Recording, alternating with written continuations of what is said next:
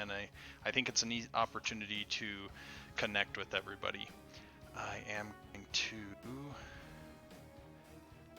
keep the Dev Day questions chat. So if for some reason I don't hear you, don't see you on Twitch, you can post in there as well. And there we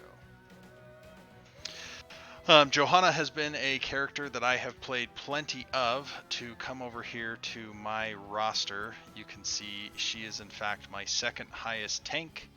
I have played a lot of her since the rework. While I do miss the extreme regen that you had with the old Laws of Hope and Regeneration Master, and you could take Amplified Healing, it was crazy. I do play a fair amount of Johanna in competitive play. You can see lifetime I've got a 56% win rate, which is not necessarily amazing, but she's definitely carried me through Platinum. I have achieved Diamond 3 as my highest, but I have quite a bit of fun playing Johanna. Let's see, we are going to have try mode loaded up, but come back here to the presentation. All right. So first off, just talking about tanks and the requirements thereof. So a tank is a frontline position on a team. Your job is controlling team fights. You're going to do that in a variety of ways, including providing vision, absorbing damage and cooldowns from the enemy team, and providing an engagement tool. I feel that Johanna does all of these very well. A lot of people complain about Johanna because she is kind of vanilla ice cream. Oh, I gotta mute this because, okay, there we go. I'm hearing that come through and seeing it on the Twitch stream as well. So Johanna's a wall tank. She is very good at standing between her teammates and the enemy. She is not going to be a pick tank like a Stitch is. She's not going to be a dive tank like some of the examples given here. Yes, some of the talents are going to help her with that mobility, but she is there to prevent engages similar to characters like Garrosh, Arthas, and Blaze. Some responsibilities for a tank. We need to make sure we're providing vision control or warding. So it sounds silly to sit there as a bush when you've got these cooldowns, but holding on to those cooldowns and being able to prevent an enemy team from engaging on your vulnerable players in the backline can be the difference of a team winning the game. Being a meat shield or sponging, absorbing those skill shots and damage that would otherwise hit your vulnerable backline. I'm not telling you to eat every hook if your teammate should be avoiding it, but there are times where you're absolutely going to absorb a Stormbolt, for example, or a Kerrigan Ultralisk that's charging into your team, because you have the ability to survive those things, especially when Iron Skin is up. Peeling is a huge part of a tank. A friendly hero needs to be able to get away from an enemy hero who is there with the express purpose to kill them. When it's time to fight, as a tank, you often control that part of the battlefield, and so you need to be able to do that and have a plan to do that. Finally, the last one I wrote down is lockdown. While lockdown sounds a lot like peel and engage, being able to stop an enemy hero from fleeing and allowing your damaged characters to finish them off is a very big thing. So to quickly go through Johanna's abilities, and this the slideshow is pretty short. I started working on it today to up my game, so to speak. But to go through them, Punish is your Q. It is that slow out in front of Johanna. It's a fantastic slow, but really it's more for peel and lockdown than it is going to be for wave clear. Yes, the damage is there. Yes, you can use it to wave clear, but talk that through with your team in advance so that you know how you're using abilities when you're using an abilities. An example to share with you there, I have a player that has played some Asmodan on my team. I have a sister team that also has an Asmodan player.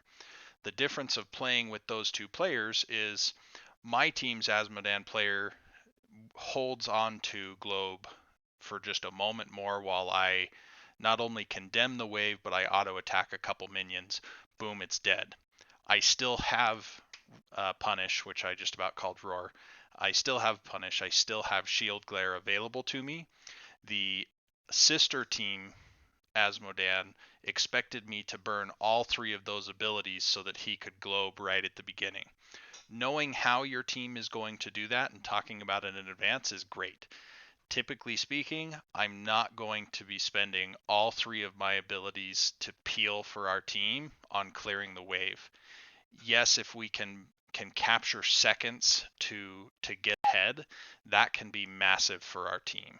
But make sure we communicate that, because if all we're doing is spending extra ability and we're not capturing those seconds of advantage, now the enemy team knows that they can engage on us because our tank has none of their toolkit.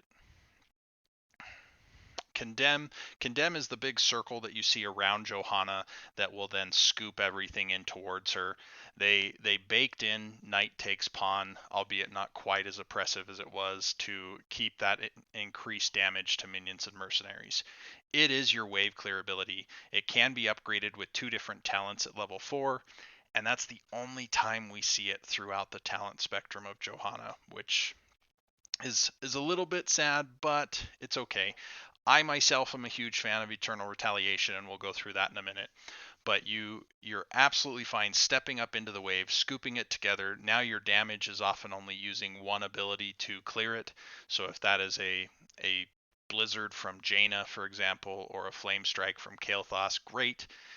We keep the other stuff in our kit ready to either put that damage into the enemy team, prevent the enemy team from rotating, something. But we've communicated that, and boom. Yes, it can peel, and it works. One of, I would say, the primary abilities for Condemn is interrupting a mosh.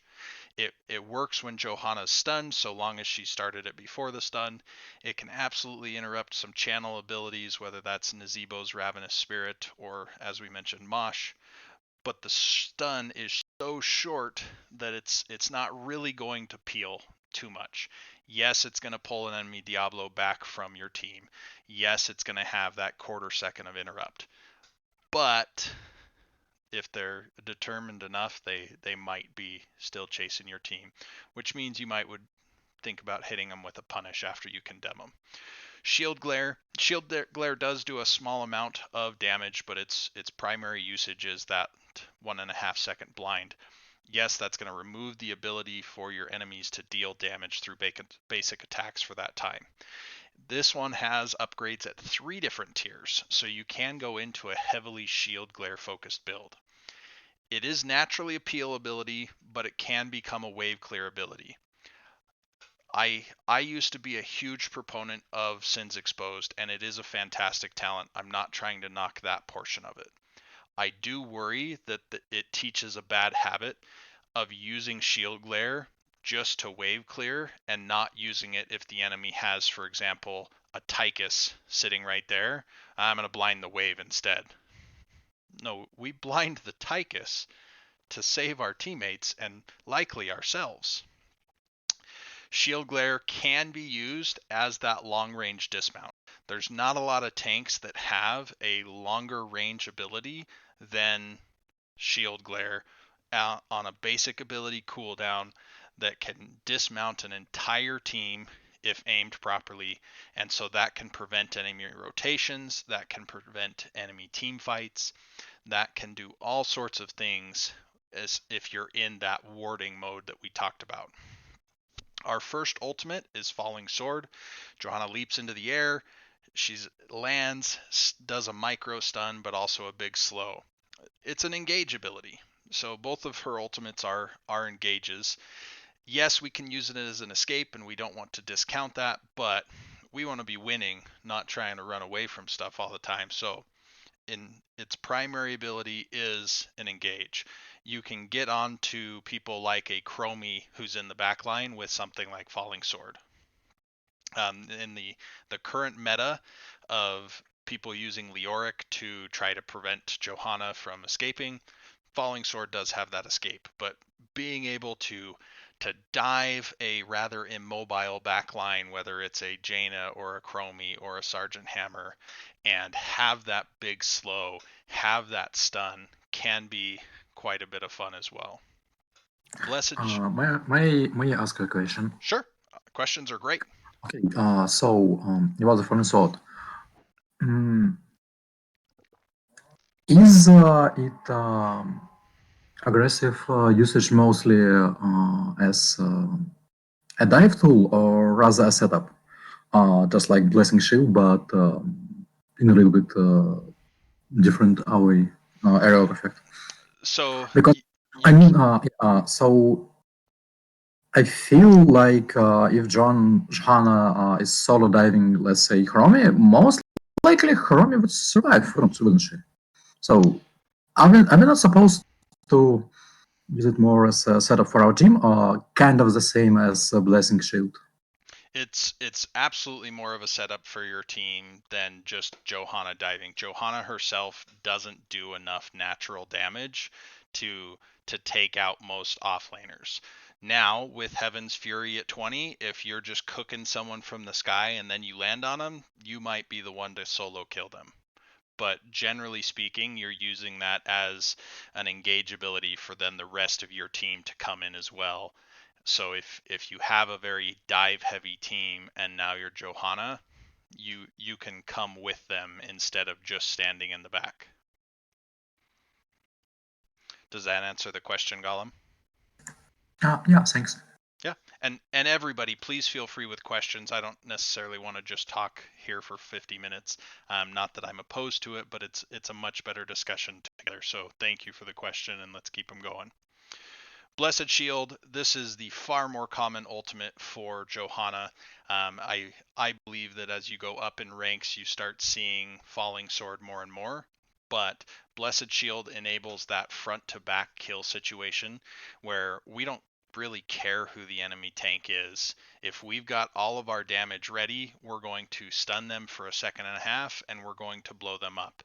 The level 20 upgrade, Radiating Faith, is somewhat like a mosh pit, but with half the cooldown and half the duration, and we just blast people during that time.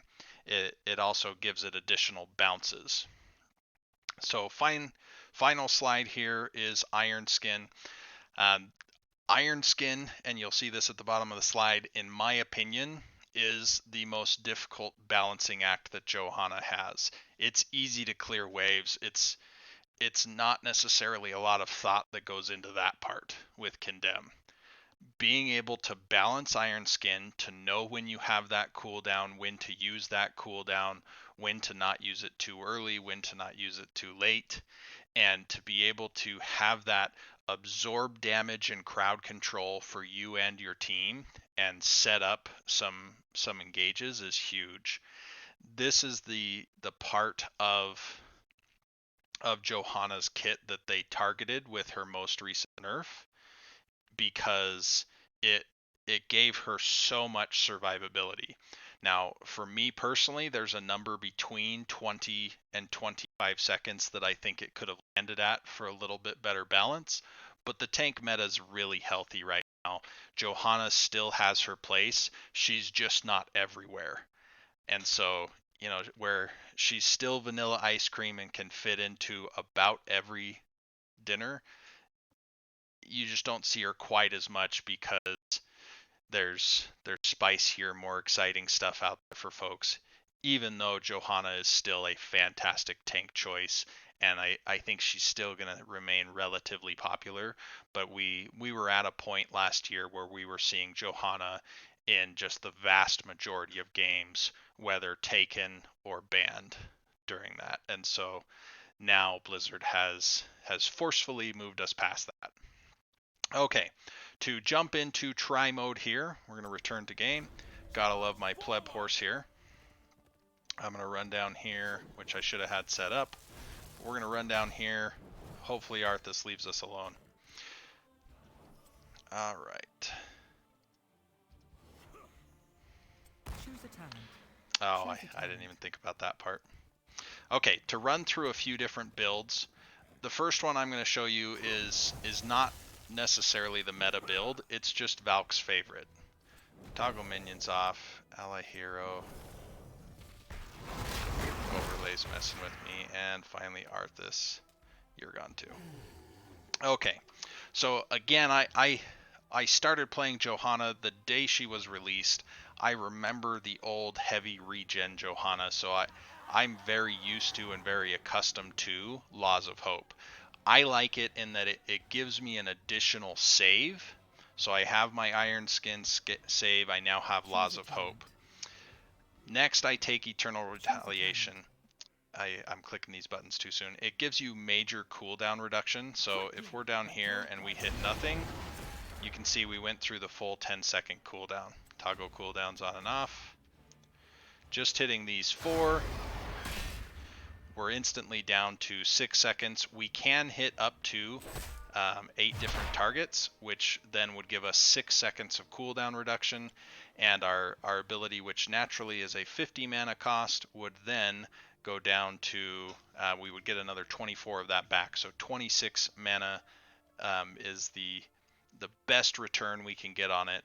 But given the mana regeneration that Johanna has, you get to the point where you get to spam this during team fights. Level 7, I'm a big fan of Subdue. I find that having the ability to proc it off of 2 makes this one of the most interesting quests in the game. Yes, it's very difficult to finish the quest hitting 4 heroes at the same time, but when you do, it feels great and we love it. But we can get the quest reward just off of hitting 2 heroes. And so unfortunately I can't use them on the dummies to necessarily show you the 80% slow. There's not a visual representation showing that anymore, but having it no longer decay over the time turns it into effectively a root. There's very few heroes that get to an 80% slow. You have Stitches with his level 13 on Slam. You have Rhaegar with his level 16, I think it's Earth Bind Totem, Earth Grasp Totem, one of those two names. And it just creates a panic in so many players. I personally believe that we're used to reacting to things like roots and like stuns, but we don't often react to slows, and they can punish us during those times. So Subdue is my choice. Choose a talent. I'm very used to Blessed Shield. I like that it in my opinion is a bit easier to start off with teams that way. Choose a talent. Finally, and I have Roar marked here because I take Roar more often. So here's my argument for Holy Fury, and that is it makes me feel good. I like crit kickers, and I like being on fire and melting people. Even though mathematically Punish will do more damage and is burstier. Crit kickers from Holy Fury is just cool. So I'm on fire, I scoop 4, I'm getting crit kickers, that makes me happy. So mathematically, yes, pick Roar. But emotionally, pick Holy Fury because it's cooler. 16, I'm a big proponent of Imposing Presence. Yes, it's going to depend on who you're going against, but having one more slow on an activatable that you can hit can be huge, and the passive isn't a terrible thing either. If you're going against a hero like Tychus, who attacks very quickly, he naturally will, anytime he attacks you, he gets his attack speed slowed. That can be huge savings. And even on somebody like a Zul'jin or a Raynor or a Vala, it helps. Now, Okay, another question. For example, if it's Phoenix or let's say Zoo with AoE attacks, when they are not the primary target of the attack, will the slowing of the attack speed trigger or not? So you're saying if Phoenix is If we, using if we were hit his by an area attack, AoE attack, but we were not the primary target. I have not actually tested that. I'm gonna to ask a few of the others in our chat here. Has anybody specifically tested that, or worst case scenario, is anybody willing to test that with me while we're here? My understanding is because you were just the splash damage, it's not going to attack you. Because it's not enemy heroes that damage you, it's enemy heroes that attack you with basic attacks. Yeah, I know for Lunara's spread, it doesn't work. If you're just one of the spread targets, you have to be the actual target she's attacking. I don't mind testing it in a custom real quick. I'll invite you just so you don't need to. You can continue coaching, and then I can invite someone else actually, like if Okay. unaverted, if you want to try this out. Sure. I appreciate it. So imposing will, that was an ability on Tyrael before his rework that was oppressive because it was enemy heroes that damaged you got slowed and got their attack speed reduction, and so because it was just damage in that case, that was a major problem in that, and so that was the issue there. Oh, I shouldn't have snapped level 20 yet, but because I've taken the Blessed Shield upgrade, normally Blessed Shield would only hit 3 targets. Because I've taken the upgrade... Oh, this one's not close enough, sorry. Now it will hit 5. There's only 4 here. But it also means that everybody gets hit with a full 1.75 stun, rather than the 1.5 and then diminishing to 0.75. Everybody gets the full stun. So that's where it becomes that idea of, hey, this is a short cooldown mosh. There we go. I realized that I'm showing my tabs as I click through there too. So this is Valk's personal favorite build. That does not mean that it is the meta build. I will show you the meta build next. But, alright, reset talents. Meta build number 2 here. Hold your ground. Being able to have this shield, which, yes, right now I'm at level 21. So it's boosted from its natural level of, or natural beginning. But having that shield go up by 60%, right here we can see I'm at 5987. If I hit shield, I go up to 7524, again being that 1600. We're going to take this. Now we get another 900 health on that shield, which is that 60% of the 1500. And so, 1, I become very tanky in that moment, but 2, when we don't have toggle cooldowns on, going from a 25-second cooldown to a 15-second cooldown is huge. Level 4, I would tell you that, and we'll go through each of the talents a little bit more, but for most of the time, having the mana and the cooldown reduction can be very, very high level on that. Sins Exposed is actually a bit more meta at the moment, just because it's burst damage, and we're in a very burst damage oriented meta. Subdue is absolutely the meta talent right now. With Tychus being in the meta, I can see going Shield Glare, because having that go to a 2.5 second stun and the potential to go up to a 5.5 second stun on a short range, high speed, high damage auto attacker can be huge. Choose a talent. Blessed Shield is still the meta. Keladorn catching me in chat. I said 25 to 15. If it were that much cooldown reduction, it would be absolutely busted. It used to go 20 to 15. Now, because of the nerf, it goes 25 to 20. So thank you, Keladorn. Roar or Blessed Hammers are considered the meta. Blessed Hammers, you can see here as I push the ability, while it starts very close, it also gives us the ability to scout from a very long distance with the hammers. And it takes some finesse and getting used to, as far as being able to have the hammers continually hit people. Fanaticism is the meta 16 talent, because now your extra shield that you get at level 1, you also have an additional 2 seconds. And every time that you get damaged during that, you also gain attack speed. So we'll come aggro the camp down here. Movement speed. What was that? Sorry. Movement speed. You misspelled. Oh, did I not say movement speed? Sorry. So now, oh yeah, that's true. I'm at 132, so I only got hit 4 times there instead of the 5 necessary. Time to die. So now I'm at 141. I'm faster than any mount outside of Galloping Gait for Lunara and Pale Horse for Malthael, and I'm just booking it in and out of there. And then finally, Radiating Faith would still be meta. To note a couple of things to change, if we are going against a high auto attack team, Choose a talent. recently in Storm League, I had an enemy team that was Tracer, was one of their damage, and Zul'jin was the other. And their tank, I want to say, was Diablo auto attack.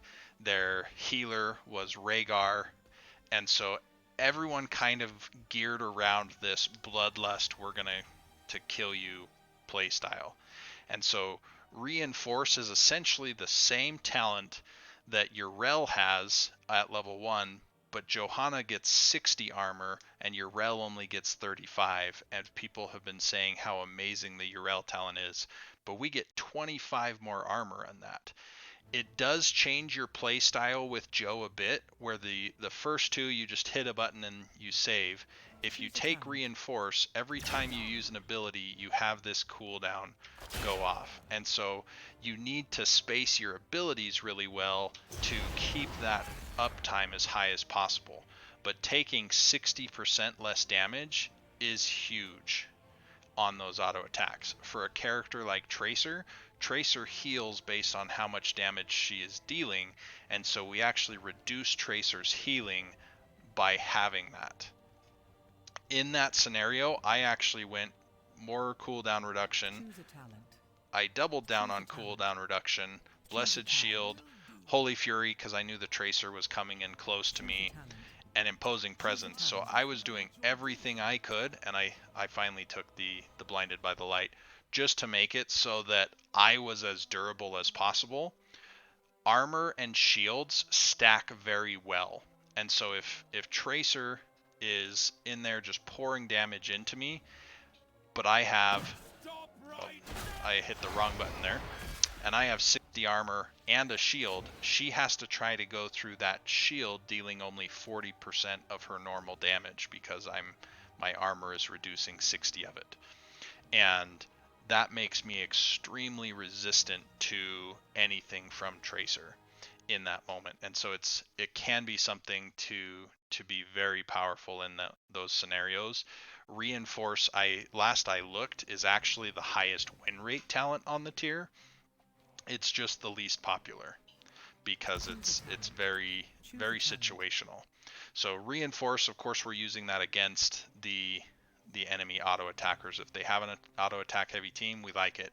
Hold Your Ground, if we have a high crowd control team on the other side, is your go-to pick in that case. Laws of Hope reduces some of the burden on your own healer by making it so that you have additional regeneration. It also gives you that on-demand heal that I've come to know and love. And so in a scenario where you're not accustomed to the healer, so it's a Storm League type of scenario, maybe you're going to go Laws of Hope. Or if you want to reduce the burden on the healer because now they can heal someone else, you take Laws of Hope. Level 4, again, I'm a huge proponent of Eternal Retaliation because of that cooldown reduction. Being able to have my Condemn as low as a 4-second cooldown, and I have the mana to just constantly spam it, is huge. On a map like Infernal Shrines, and it's proccing off of all the Shrine Defenders, that talent is massively important. Sins Exposed works extremely well in a burst scenario. It's absolutely incredible. But I don't get the mana return. It's all about the damage. And yes, there are times where I worry that some Johannas are misusing their Shield Glare strictly for the wave clear and not for the ability to shut down an enemy auto attacker. Conviction, our one here in the middle. I suppose I got to take a talent Choose in a order to get talent. to conviction. Choose a You can talent. see up here, I'm currently at 100%. I pop that and I'm able to chase in on someone. So it does give us a very good engage on that. That's not necessarily my Johanna playstyle, but it is very good for repositioning. It's very good for being able to get into your own backline to peel for them. One problem that you will often find as you go into tanking more and more is you, your teammates, and the enemy all run at the same speed. And so if they are running away from you, you're not going to be able to peel for your team. Conviction helps in that regard somewhat, in that now you run faster to them. Another way to fix that is, of course, communicating with your team and run to me, I can peel for you. But it's a very natural fight or flight type of response from us. If all of our cooldowns are down and the enemy team is diving us, we naturally run towards our base. That's just animal instincts in us. But if we can break that instinct from our team, that can be very helpful in a peel situation. Subdue, we talked about. Having the massive slow is huge. Zealous Glare, we've also spoken about. On specific targets, I think that this is absolutely the pickup. If you have someone, for example, a Butcher, you wait for Butcher to smash your friendly target with Ruthless Onslaught, and then you blind him. And you just stay there meleeing him. That means Butcher is not healing. That means Butcher is not going to kill your backline, because it's 5.5 seconds maximum that Butcher can do nothing to your team. He already used Ruthless Onslaught, so he doesn't have that. And yes, he has Hamstring. Those aren't the two things that make Butcher kill your team. It's combining those with his auto attacks and how durable he becomes with Butcher's Brand. You could use it against someone like an Illidan. The difficult part is Illidan's evade can make it so that now your basic attacks aren't hitting. You can use it against someone like a Tychus, who's going to likely stay in a very close range trying to get those minigun attacks off. Blessed Momentum. I used to love Blessed Momentum before I really got into using Subdue. Having more cooldowns more often just feels great. However, it's not our job as the tank to just spam cooldowns. So yes, there are times that I take this. I already mentioned before, I take it in an anti-auto attack build so that I can have my armor up more often, so that I can have my blind up more often. But typically speaking, I don't take this. It's one of the more popular talents just because everybody likes the cooldown reduction, but it's, for me, it's in a corner for when I need it, but usually I don't need or want it. I suppose we haven't shown Choose a talent. the Falling Sword yet, Choose a but talent. Falling Sword, again, we talked about that dive ability, and really Falling Sword massively comes online at 20 when we get to Heaven's Fury. Sorry, I was muting a text message. But we go up in the air, we swirl around, and then we land. At level 20, we also have lightning bolts that are constantly hitting down, and every time we get a lightning bolt, it's going to reduce our cooldown by 3 seconds. So you now have a 50-second cooldown that gets reduced constantly, basically becoming a basic ability level cooldown, and you get to spam that thing and be super obnoxious. Roar, the increased damage and the big damage when you hit 2 heroes, again makes this the biggest burst. One complaint that I hear constantly against Holy Fury is that you're adding wave clear to an already wave clear oriented tank. Sure, I'm also adding free creep clear against a Zagara. I'm also adding an additional way to reveal a fleeing stealth target, such as Invisible Friends Brightwing, such as a Valera or Nova, where now even if I'm low on mana, even if I don't have cooldowns, this is still ticking. And I'm not wasting part of my kit to clear that. And again, I like crit kickers. I've had games where I've been top damage as Johanna, and it comes down to being able to stay in there with Holy Fury and just watching my crit kickers go nuts. Blessed Hammer, fantastic scouting tool. Great burst, because if you can get to where you get both of these hammers, both dealing 192 damage, and again, I'm level 21 with this damage, to hit the target right as you cast them, and then as they're running away, you learn kind of how to position them to constantly get hit by that. And so let's see, my roar right now is doing 258, another 25% damage there. It's a good 60 damage that we're adding. 150% bonus damage is huge. Now we're hitting them for some 500 nuke. This one is a almost 400 nuke that we're getting, and it continues to spin around. We may hit them multiple times. The shield glare reduction on this ability is incredible. You'll see that again with Blinded by the Light at level 20. But we get to cast this, blind somebody, and try to get enough people with that blind that we can cast it again in the team fight. And it costs no mana. Iron Skin used to cost mana. That sucked and felt bad as a Joe. I'm glad they removed it. Choose a talent. Holy Renewal. This is a massive way to heal yourself in a team fight, but it comes down to, am I going to get more value out of healing myself, or am I going to get more value out of avoiding damage with the movement speed or having the additional duration on Iron Skin, or am I going to save more damage from myself and my team for imposing presence? I like Holy Renewal on teams that are far away from me constantly and trying to avoid me to where I'm not going to get imposing presence. I really like to take Fanaticism when I take Holy Ground at level 1, or Hold Your Ground, excuse me, at level 1. Finally, our level 20s, Heaven's Fury. We talked about the Raining Lightning Bolts, so here they are. Every single one reduces my cooldown. I don't think I have cooldowns turned off. So off of 4 targets, I got it to a 12-second cooldown during that time. If you're also going over a minion wave or a fort or a keep, you're able to do that. And just massive CDR on that. And the damage is nothing to be sad about either. 171, and it's just constantly raining those down for that time that you're in the air, being 2 seconds. Radiating Faith, the upgrade to the stun, fantastic, great usage, and as you'll hear many popular streamers talk about, just rip it.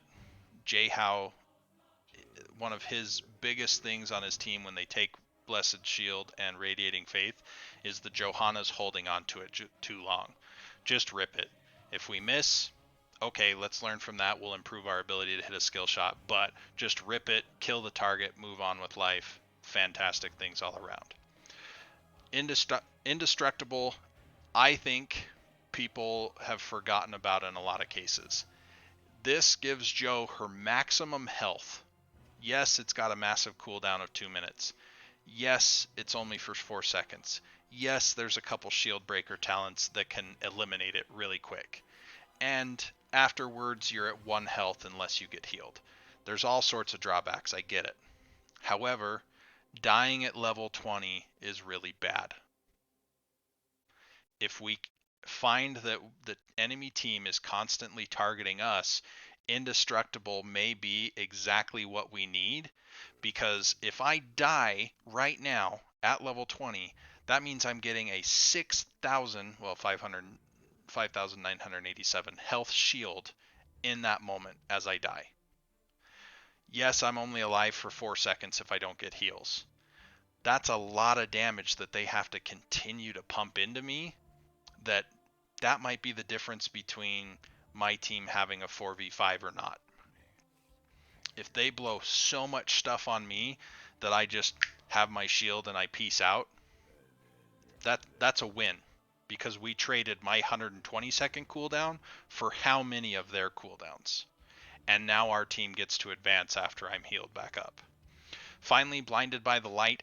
I think Blinded by the Light is the second best Storm Shield talent in the game, second to Earthen Shields on Thrall, because Thrall's gets to proc multiple times for 15% maximum health.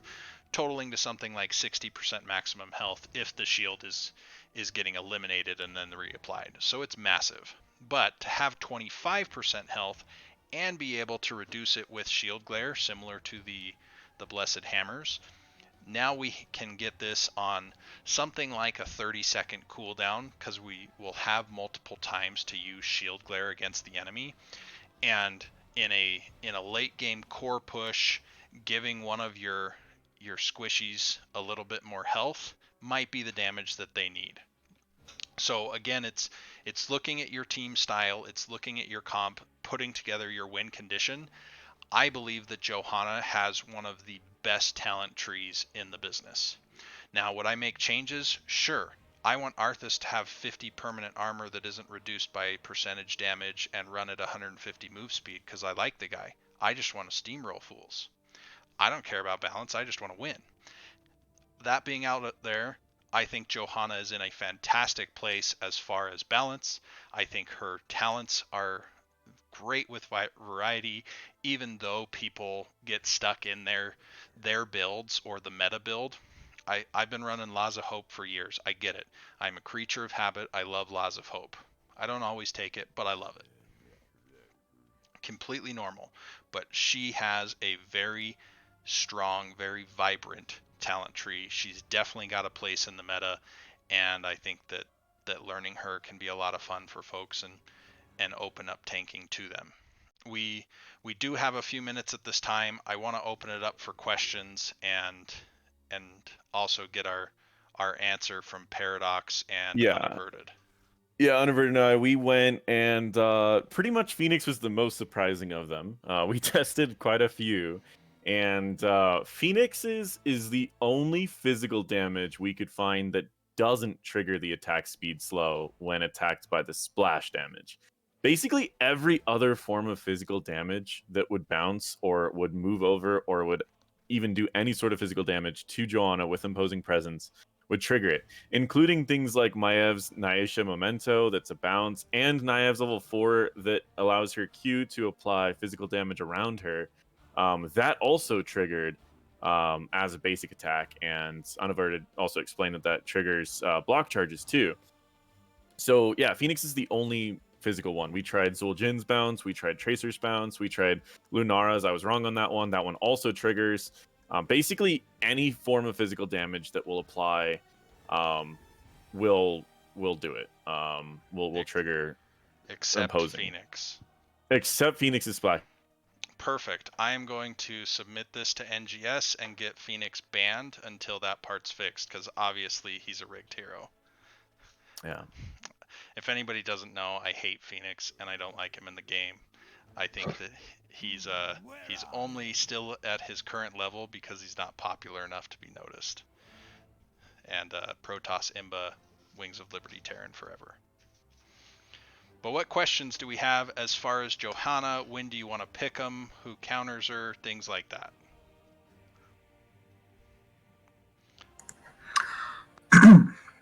Okay. So regarding counters, I somewhat often heard the phrase that that Varian somewhat counters Johanna, but I mean, if Taunt Varian taunts Johanna, he still taunted the tank and he wasted his shield breaking cooldown on this. Is it really that important? If we are not facing the blow up combo, of course. So, as I also play Taunt Varian, and I love taking Taunt Varian into Johanna. Yes, Shattering Throw's active cooldown is longer than Iron Skin, even without the Iron Skin upgrade.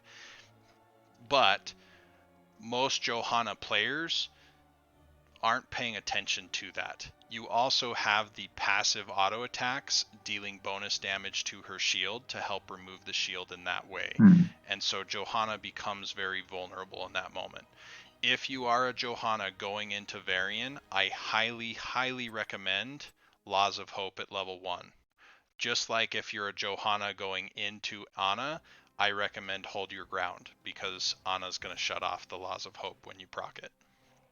And so people that I use to counter Johanna are people that will either get her to pop her shield early or can break her shield quickly. And so Varian can break the shield quickly. He charges in, he taunts her. If she comes out of the taunt and she's alive, you shattering throw her. She's already weakened by your team, and now you can either use Lion's Fang, or if charge has come back up because you took Warbringer, you can hit her with another charge, and she doesn't have a way to unstoppable that damage anymore.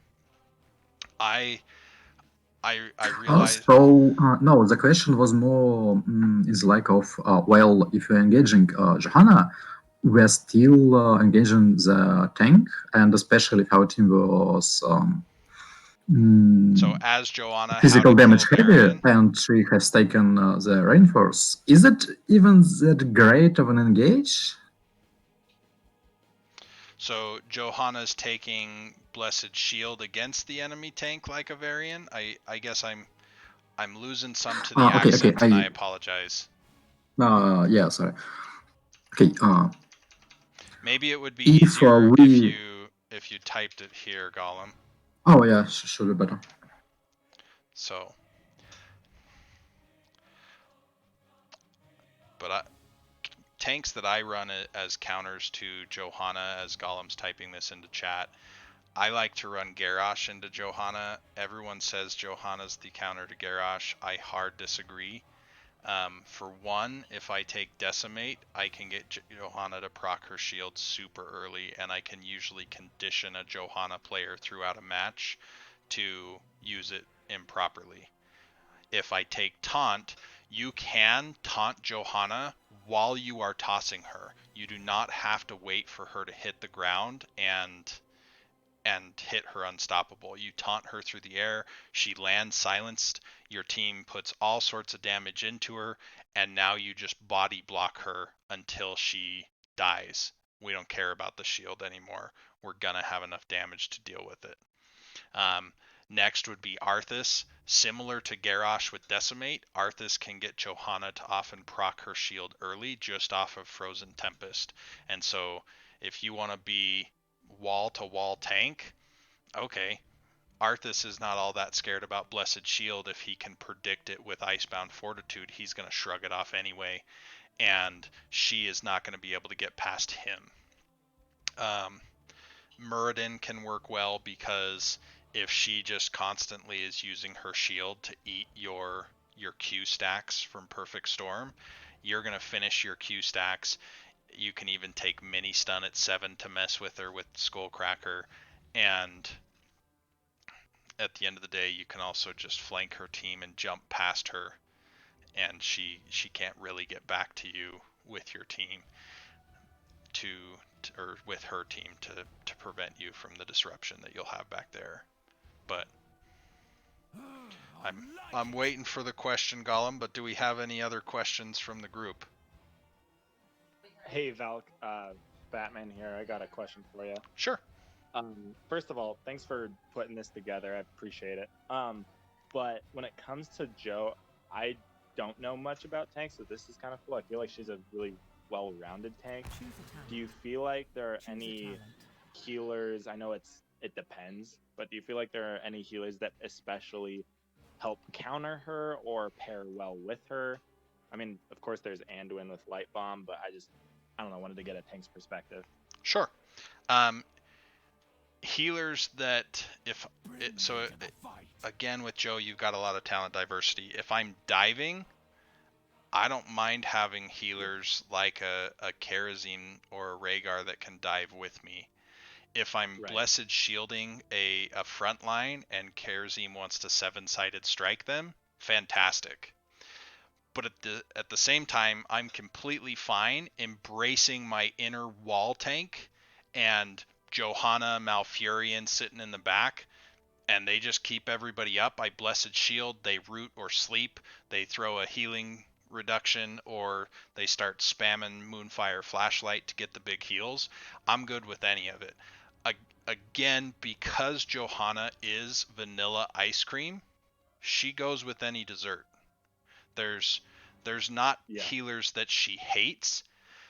But you have to keep in mind, she's not the highest peel tank in the game. Yes, she's a wall. Yes, she's a fantastic sponge. She's not the highest peel tank. And so if I don't have any other peels on my team and my healer doesn't bring crowd control, like, we're going to be in trouble if we ever get surprised. That makes sense. Thanks, man. No worries. What other questions do we have? We do have another group starting here in 7 minutes. Let me pull this up. We have Lunara with Osprey and also proper VOD review with Romedy coming up. Do you try to always hit 3 people with Blessed Shield? Do you ever try to like bounce a Blessed Shield onto your intended target? And like post 20, will you ever just, like as you say, just rip it on one single target? I am a huge proponent of having zero qualms about solo ulting anybody in this game. If I'm going to solo ult their tank while they're in a bush and my team can capitalize it, do it. I don't care. Blow them up. They shouldn't have been there. Respect me. I'll enjoy the brownie points from my team saying, thanks for setting up that kill. As far as do I always try to hit 3 people, again, that goes back to the next one or the last one. I don't care. If I can only hit 2 people, yippee-ki-yay, let's kill those people. Do I ever purposefully not hit the first target or use something to bounce off? Absolutely. One of my favorite moments ever is Johanna. A team that we won't name was running Ragnaros. It was Tomb of the Spider Queen, and Ragnaros goes and starts channeling on the keep during our core push. I targeted the keep because it hadn't fallen yet. It bounced off the keep and prevented Ragnaros from getting in the keep, because all we had to do was interrupt. I would not have been able to target Ragnaros, but I couldn't easily miss the keep. Bounced it off the keep, it hit Rag, the whole team collapsed Rag. He's dead, the enemy team went into a little bit of disarray, we finished the keep, we finished the core. So it's completely fine to use it as a mini stun instead. All right, great, thank you. I just got a message from Alpharak about what do I think about Alarak versus Johanna. One, I hate all Protoss, so Alarak's a jerk. And two, I think that the abilities that Alarak gets to be able to silence a tank hurts quite a bit as far as being able to shut down the enemy team, and so that part for me as a tank, being able to stop using my peel hurts quite a bit. And I think too many Johannas think, oh, this Alarak won't kill me, and they just take free hits, which is a problem on their part. The good news is, generally speaking, Alarak can be a little bit close range, and so Johanna can thrive in that environment. So long as he doesn't get off his counter strike to stop your Blessed Shield or stop your mini stun, we can kill Alarak. But if Alarak's that close up and we're not killing him, like we're gonna die. Alarak does too much damage, and he's going to Rite of Rakshir us. He's going to full combo us. We're going to be useless for a few seconds. He probably took the Discord Strike duration upgrade, so now I'm silenced and useless for even longer, and his team pounces on me. And I definitely don't want to go against Alpharak's Alarak, because he's a master Alarak player, and I would probably die and cry that night. Okay, if Varian initiates into Joe with Taunt and Shield Break, that is great if Varian doesn't have a blow up comp. Varian should always have some sort of a blow up with him. If they're a full sustain comp, then Varian almost turns into a peel tank instead of an engaged tank, because he can do decently well against poke damage because of shield wall and parry. Johanna has a lot of health. If our primary DPS is physical and she has taken reinforced level 1, isn't it a bit of a bait on his own team for Varian? Yes, Varian can absolutely bait his own team. I did that this last week myself as Varian. But personally, I would say that Variant always needs to be paired with some sort of burst DPS. That could be an Alarak, that could be a Jaina, that could be a Kerrigan, but they need to be able to follow up on his stuff. I did it so my healer won't be distracted by my health to reduce the chances of me being blown up quick to switch on focus. Yeah, I use Laws of Hope like I'm popping breath mints. I don't even care. I'm just like, oh, Laws of Hope, I can heal off of this. Bing, bing, bing. It's such a low cooldown that I use it all the time. And I will use it to heal in lane, no problem. All right, last questions before I end this, because I also am supposed to record Osprey's Lunara session for him and put it up on Twitch.